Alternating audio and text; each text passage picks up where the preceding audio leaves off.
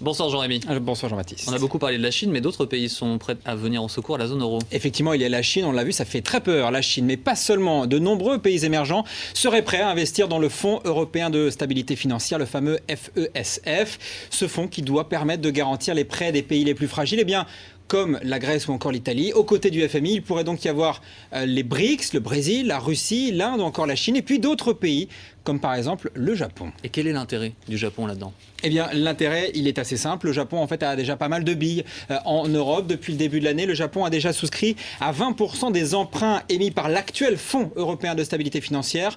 En gros, le Japon a déjà prêté près de 3 milliards, 2,7 milliards d'euros à l'Irlande ou encore au Portugal. Et le Japon est globalement extrêmement investi en Europe, en Allemagne ou encore en Italie. Il n'est donc pas question pour les Japonais de laisser tomber l'euro. C'est un partenaire très important. Pour reprendre vos termes, le Japon est aussi globalement extrêmement endetté. Extrêmement endetté. Selon le FMI, la dette publique japonaise culmine à 233% du PIB. C'est largement au-dessus de la Grèce, c'est largement évidemment au-dessus de la France. Mais à la différence de la France ou encore de l'Italie, eh bien, la dette japonaise, elle est presque détenue exclusivement par des Japonais. Les agences de notation peuvent donc mettre toutes les notes qu'elles veulent. Le Japon peut disposer, en gros comme il le veut, de son argent. Et ça fait la différence. L'écho en plus, c'est BlackBerry, une nouvelle fois, qui doit faire face à des plaintes de ses utilisateurs. Et oui, c'est la suite de la fameuse panne de 4 jours qu'a connue le réseau BlackBerry début octobre. Une plainte collective a été déposée aux États-Unis et au Canada contre le fabricant.